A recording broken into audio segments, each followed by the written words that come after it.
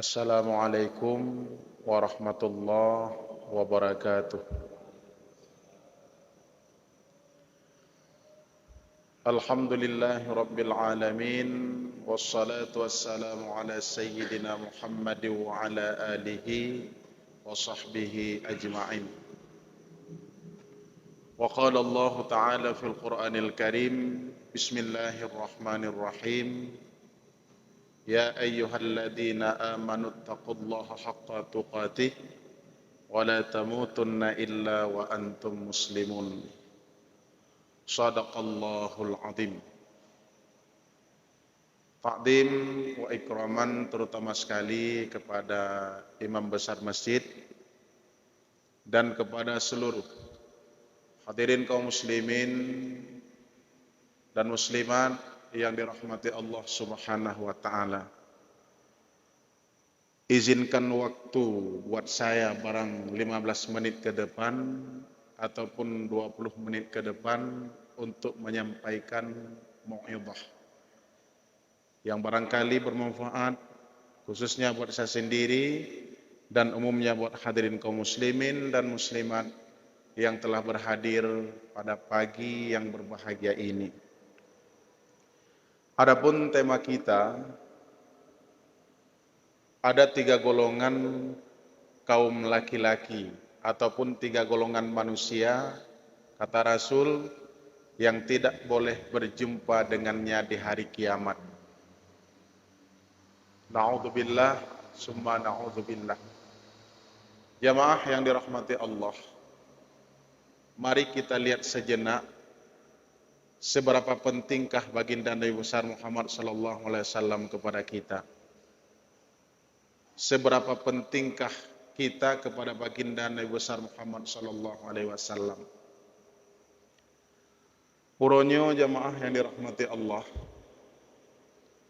ketika kita melangkah dan menziarahi orang-orang alim, ulama kita, beda pegah tingkat baginda Muhammad sallallahu alaihi wasallam. Raja uronyo dari Cunda tayak ziarah, tayak kunjungi Abu Kuta Krung. Tanek merumpok ngan Abu Kuta nyo susah. Kadang-kadang Abu dalam keadaan kurang sehat ataupun Abu dalam keadaan istirahat. Untuk kita bertemu dengan Abu susah. Harus talalui saboh-saboh tingkat. Cuman untuk bumurumpok dengan Abu, ya kabarang tente bumuturi dengan urang yang tahu dengan Abu. InsyaAllah katanya tumbuh ke deba Abu. Ya, ningin. Ngan ulama hino di dunia menyahana moh cara payah katanya untuk merumpok.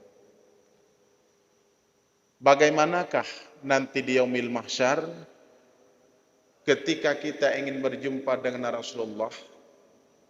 Katanya hana diizinkan li Nabi. Hanjit merumpok ngan lo. Hana diizinkan li Rasulullah. Sedangkan cahaya nun jauh di sana, kita melihat seorang baginda Muhammad sallallahu alaihi wasallam berlaksa-laksa manusia, triliunan manusia yang harus kita tembus untuk berjumpa dengan kekasihnya Allah baginda Muhammad sallallahu alaihi wasallam. Uronyo coba kita tanyakan masalah itu pada diri kita masing-masing. Pukeh katanya merumpok dengan Nabi di yaumil mahsyar tinggal sebagai yang memberi syafaah dan sebagai yang selalu kita berharap kepada beliau dan beliau menunggu kita di atas jembatan Shiratal Mustaqim. Maka salah satu caranya dengan mendekatkan diri kepada Allah dan kita selalu dekat dengan orang-orang yang mencintainya dan perbanyakkan selawat. Kemudian dalam kajian singkat kita pada pagi ini, siapakah mereka yang tidak diizinkan bertemu dengannya? Jadi orangnya datanya yang bakro, roh katanya han merumpok dengan Nabi, ataupun kan getanya orang lain. Semoga getanya beruh dengan orang-orang yang han merumpuk dengan baginda Muhammad sallallahu alaihi wasallam. Jamaah yang dirahmati Allah. Golongan yang pertama, rajulun la yuhibbu ilma wa ahlahu.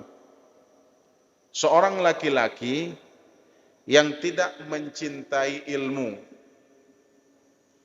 Artinya tidak mau memperbaiki ibadahnya dengan ilmu pengetahuan. Sebab kepegah dalam kitab Syarhus Salikin, satu-satunya jalan menuju taubat dengan pengetahuan ilmu agama. Satu-satunya menuju taubatan nasuha, ya sudah barang tentu dengan menuntut ilmu agama untuk memperbaiki ibadah. Jamaah, jino takaji tentang dosa dengan Allah, yaitu dosa zina. Dosa zina talake maaf ba Allah. Caranya taubatan nasuha, hantaulang lebutnya. Yang kedua, dosa mabuk-mabukan. Nyan taubatan nasuha menyangkut dengan Allah. Adapun para pengedar sabu, nyan menyangkut dengan manusia. Payah lake maah ba urang yang tadzalimi. Kemudian yang ketiga, dosa yang menyangkut dengan Allah, yaitu dosa meninggalkan salat 5 waktu. Cara taubat gimana? Sepakat para ulama jumhur, salat yang tinggal wajib qada. Adapun yang mengatakan salat yang tinggal hana wajib qada, yang uke payah tabubut. Yang uke payah tabubut. Maka kedisiplinan ilmu agama hukumnya wajib. Kiban dan temayang menyahana pengetahuan tentang salat. Bagaimana kita berhaji ketika kita tidak memiliki kedisiplinan ilmu cara berhaji? Jadi satu-satunya ketika kita berada di majlis ilmu agama, nyan jalan menuju taubatan nasuha. Jadi tatanya yang tebak dro masing-masing. Punaruh katanya urang-urang yang mencintai ilmu agama. Punaruh katanya berada di lingkungan orang-orang yang belajar ilmu agama. Punaruh katanya urang-urang yang murno ilmu agama dalam 3 minggu bekle 3. Ilung tungku kalung taubatan nasuha tunggu. Tapi long ya buat hanaruh dalam golongan taubat. Kiban tanah ibadah, sedangkan kita tidak memiliki pengetahuan. Artinya zalim. Ibadah yang tabubut menyahana maho ma'zir. Maka orang yang tidak boleh berjumpa dengan Rasulullah, yang pertama mereka tidak memperbaiki ibadahnya dengan pengetahuan ilmu agama. Jadi menyahana bet tetap Rasulullah han gemerumpok pekon ibadah jahi dengku. Maka hukum bet fardu ain. Yang kedua, wa ahlahu, seorang laki-laki yang tidak mencintai akan ahlinya ilmu. Ahlinya ilmu siapa? Para ulama. Ahlinya ilmu siapa? Para guru-guru. Gure-gure genayo. Katanya senang membawa fitnah, hana senang kepada orang alim. Nyan orang alim itu sebagai pewaris Nabi, warasatul anbiya. Bengeh teka ulama, bengeh teh kegurai anu. Nyan salah sidra udeng hana gizinkan merumpuk dengan baginda Muhammad sallallahu alaihi wasallam. Tengko. Urangnya tacok manfaat bak sidra gure kayu pubet anu. Tacok manfaat. Tapi pada sisi yang lain, getanya tamu pakai ngan goreanu. Itu banyak kejadian. Macam mana sukses anak-anak kita ketika kita melukai guru anak-anak kita? Nyohan sukses dengku. Macam mana kita sukses di masa akan datang dalam mentarbiahkan anak-anak kita ketika legedanyo ngan urang si tehanagot. Tamu pake ngan urang si anak gedanyo wateta tarbiyah tetap han sukses. Pakon kunci sukses di masa akan datang ngan urang si begot.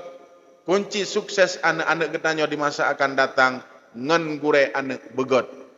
Bem pake maka gop bengeh di ketidro dengku be ikut-ikutan dengku. Gedanyo na pernah tamagure ngan dengkunyan. Na pernah tabut.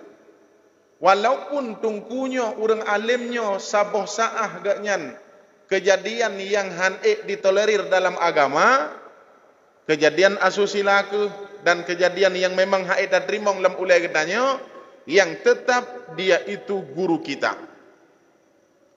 Maaf, dapatlah tunggu-tunggu sekalian. Meze gurau gedanyonyo kajit ke makhluk ataupun ke binatang. Tetapi bagi muridnya, dia adalah seorang guru. Mana nijih dalam agama? Hanjit berangkaho. Imam Syafi'i memuliakan gurunya, maka ilmunya berkat. Waktu Imam Syafi'i waktu kebuat kajian ilmu, gebedah. Dia rungkom tidak urung tuha yang pakaian compang-camping. Kemudian para murid bertanya, wahai guru, wahai maha guru, siapakah itu yang engkau muliakan? Sedangkan dia pada pandangan manusia tidak mulia, pakaiannya compang-camping. Dia adalah guruku. Apa yang diajarin pu yang gepurno kelun, suatu saat aku bertanya pada dia, bagaimana cara membedakan anjing yang sudah dewasa dengan anjing yang belum dewasa? Jawab le guru yang kagak pemuliaannya. Nyan getanyang makalah teh tengah. Ketika anjing yang sudah dewasa, kencingnya dia mengangkat kaki. Ibuut aki tibelah. Nyan tagai fikre gepurno, Imam Syafi'i menganggap dia sebagai guru. Mai tanyo ane-ane tehinan. Gegedanyo tak buat hinan, perumoh tak buat hinan. Tatimba fitnah ke guraya dengku. Macam mana kita bisa berjumpa dengan Rasulullah sedangkan di guru kita, di orang alim adalah ilmu yang mereka miliki. Jadi bek berangkahong. Kagop-gop bek roh gedayo. Gedak gop bengeh ke gurayanya. Jangan ikut-ikutan membawa fitnah. Nanti celaka kita tidak bisa berjumpa dengan baginda Muhammad sallallahu alaihi wasallam. Maaf.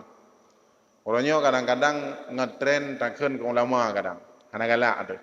Apalagi orangnya kadang-kadang maaf dah tengku. Orangnya terbentuk dalam sebuah part-time itu. Bedah katanya akan orang kapu baik tu. Nyan kan porsi katanya. Hak katanya puta orangnya. Hak katanya seorang murid untuk belajar ilmu agama. Hana berlenggu. Yang penting memperbaiki ibadah kita dengan belajar ilmu agama. Kemudian jangan pernah bermusuhan dengan orang alim. Karena mereka adalah merupakan warasatul anbiya. Yang pertama. Yang kedua yang mana? Yang tidak boleh berjumpa dengan Rasulullah. Rajulun fi qalbihi hisdun li akhihi. Laki-laki di dalam seorang laki-laki fi qalbihi di dalam hatinya memiliki sifat hasud bagi saudaranya. Al hasadu ya'kulul hasanah kama ta'kulul hatab.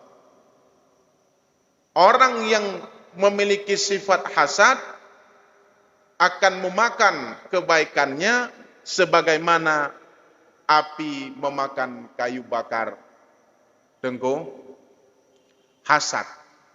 Pemana hasad ataupun hasud? Hasud sebuah penyakit yang kita selalu berupaya untuk menghilangkan nikmat yang ada pada orang lain. Nyan penyakit hasud. Ketika bak sidra urang na sifat hasud, nyan akan lahir dua buah penyakit lain. Yang mana? Sifat sombong dan sifat ujub. Bak thiuro, iblis. Ketika Allah ciptakan Adam, perintah Allah kepada iblis, sujud kepada Adam. Boykeun le iblis, ana khairum min. Long lebih mulia daripada Adam. Khalaqtani min nar wa khalaqtahu min tin. Aku diciptakan daripada api, sedangkan Adam diciptakan daripada tanah. Untuk apa aku sujud kepada Adam? Maka lahirlah yang pertama sifat sombong. Maka sombong. Yang kedua, dan harus benar-benar ya Rabbi. Lonnya gurunya para malaikat. Aku lebih alim daripada malaikat. Aku lebih baik daripada malaikat. Nyan hinan idang sifat ujub. Merasa lebih ilmu yang na bakji. Kan kalah boh ni, kedua boh. Ketika memiliki sifat ujub, maka sifat hasadnya akan bergentayangan dalam hidup kedayu. Maka Nabi Allah Adam, Allah gepetren kena udonya, iblisnya hana senang dingin nikmat yang nabak Nabi Adam. Maka dihasut. Dihasut. Menyena bak sidra urang agam sifat hasud, yang mencoba menghilangkan nikmat pada orang lain, sifatnya tak jauh beda dengan sifat iblis. Nya taulang biuk dengku. Walaupun hana kaitan tetapi untuk merumpuk dalam pembahasan kita. Menya getanya tajak bak withi. Dengan kaki apa kita melangkah? Dengan kaki kiri. Kawanan? Kembali daripada tempat qadha hajat, melangkah dengan kaki kanan. Menan. Menya getanya tajak bak dukun. Bak dukun. Tajak tamong ngen aki unun, tatubit ngen aki wi. Berarti ngen dukun taban. Tingkat. Orang pegat pertapaan. Kemudian orang yang perdukunan. Tajak tamong lang wese akiwi, tatubit aki unun. Tajak bak dukun, tatamong ngan akiwi, tatubit ngan aki unun. Yang boleh tajak kesimpulan utahinan. Dukun ngan sadum tingkat tengku. Kemudian tajak bak but maksiat. Yang but maksiatnya hinan kepegah jambu madan, tempat urang ngupat, tempat urang hasud. Goyuja ngan akiwi menyapa bila talangkah dempatnya. Tatubit ngan akiwi. Sagat ngau urang ngupat ngo. Mana ni? Tatubit ngan akiwi, tajak ngan akiwi. Itu dan jak banyak bumadan tiga dan jak bapa urang pobok maksiat. Dah bagah buat maksiat orangnya yang memang tak dekat karena dah. Bak misa bak kafe-kafe. Nya beknya positif Bak kafe. Hinan rentan maksiat. Sip kehinan, kemudian game kehinan. Alanya anak miat kadang-kadang hanaji ibadah. Orangnya baik masalah bawa kafe. Masalah anak katanya muat-muat dan yang buat draw tu. Sebab anak katanya. Kenapa kita tidak kontrol? Yang berleda anak pegah nyan hinan praktek maksiat. Lebih persen raya maksiat. Nyan watat anak jak kenam tiga anak duduk bersama orang-orang yang melakukan maksiat, melangkahlah dengan kaki kiri dan kembali dengan kaki kiri. Nah, hinan duduk pada tempat mupat nenggu. Jadi yang anak begah, orang yang senang memiliki sifat hasud lebih broji daripada nenggu. Yang ketimpulan. Nenggu najis. Kemudian orang memiliki sifat hasud, najisnya hati. Tidak senang melihat orang lain memiliki nikmat. Lagi contoh mana? Bagus mana babi dan anjing dengan orang yang meninggalkan salat? Bagusnya anjing. Lebih gat azhe nganbui ketimbang udang tinggal semayang. Nah manfaat azhe yang manfaat. Anjing manfaat. Ketika getanya nak kebun, dia bisa menjaga kebun kita. Ketika rumah getanya untuk selamat daripada pencuri, ya kabarang tente benar asyik tarbiyah kabah getanya. Manfaat dengku. Orang yang meninggalkan salat tidak manfaat sama sekali. Tak pelihara anak mit hana sembahyang yang kabalik, nyan putaka apa tu. Maka sebuah anak mit giger tu bedah. Ada kejam hana pu dalam agama.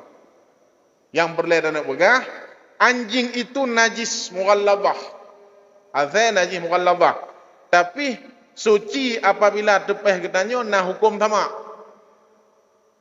Orang yang hana sembahyang tubuh gaknyan dalam keadaan bernajis dengan Allah. Walaupun hana payah sama anggo. Orang yang memiliki sifat hasud lahir sagai hana menajis, tapi hatinya selalu bernajis. Apapun ibadah yang kita kerjakan, yang kita lakukan, tetap akan gepeden oleh Allah menuju surganya, dan han geperumpok dengan Rasulullah karena getanya mencoba memutuskan tali silaturahmi. Ingat, kajak dari surga tak bangun nilai silaturahmi, tawo kedih dalam surga tinggal dengan nilai silaturahmi. Anjit wo tidak dro dengku. Orang mau pakai, orang memutuskan tali silaturahmi, tidak diizinkan Allah kembali ke kampungnya. Berarti sesat ini terus akhirat tengok. Wo dalam neraka kedim tempom. Padahal kampung kita adalah surga. Yang wo tidak dalam neraka. Wo secara berjamaah dalam surga Allah Subhanahu wa taala. Pijit dah pegah menandengku. Wate getanya keputren kena udonya di dalam sulbi Nabi Allah Adam berjamaah. Roh kena getanya udonya hino tamuhudid berbeda suku dan bangsa, tujuan kita yaitu menuju surga Allah, kampung yang pernah kita tinggal. Jadi tiga orang agam memiliki sifat hasud di dalam hatinya bagi saudaranya, tidak diizinkan akan bertemu dengan Rasulullah kelak di yaumil mahsyar. Wot dengu. Ya Rasulullah, syafaahkan kami, bantu kami. Engkau dulu yang selalu mencoba memutuskan tali silaturahmi, yang senang menghasut antara sesama.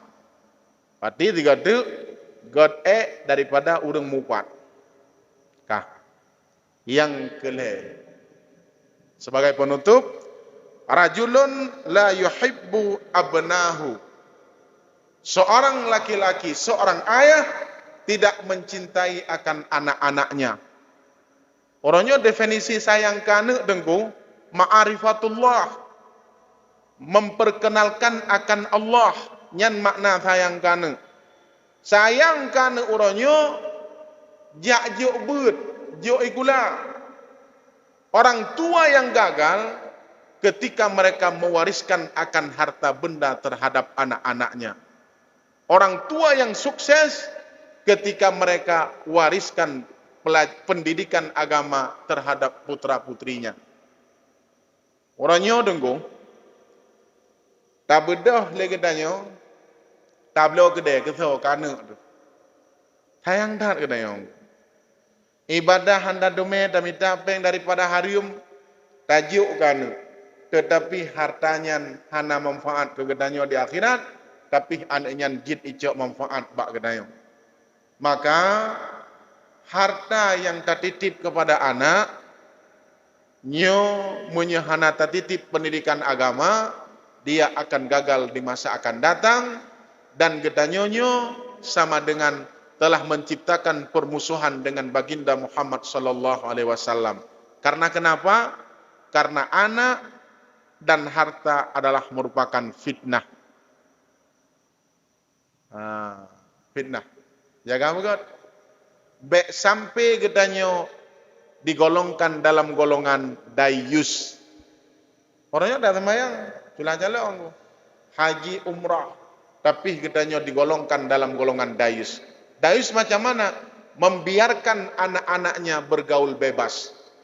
Orangnya anak gedanyo muat-muat dengku, anak dara gedanyo idhana hitung orat dengku, orat dibungkus. Maghribnya berkeliaran, Ramadan kadang-kadang bukber, dia ayah di rumah dengan mak buka puasa bersama. Dia dalam bermaksiat kepada Allah. Siapa yang bertanggung jawab di hadapan Allah? Seorang ayah. Ibu tidak memiliki tanggung jawab nanti di yaumil akhirah. Dan surganya seorang istri ketika ridhanya seorang suami. Kan mudah-mudah. Tanya beda fikir mudah untuk menuju ridha Allah. Menyia anak gedanya tak biarkan dalam keadaan bermaksiat kepada Allah. Istri kita biarkan dalam bermaksiat kepada Allah. Jangan berharap kita akan menuju ridha Allah, dan jangan berharap kita akan berjumpa dengan baginda Muhammad sallallahu alaihi wasallam. Semoga bermanfaat. 3 poin yang kita bahas pada hari ini. Yang pertama, laki-laki yang tidak boleh berjumpa dengan Nabi Muhammad, yang tidak mencintai ilmu agama dan ahlinya ilmu. Yang kedua, seorang laki-laki yang memiliki dalam hatinya sifat hasud. Dan yang ketiga, seorang ayah ataupun seorang laki-laki yang tidak cinta kepada putra-putrinya. Billahi sabilil haq wa billahi taufiq wal hidayah. Assalamualaikum warahmatullahi wabarakatuh.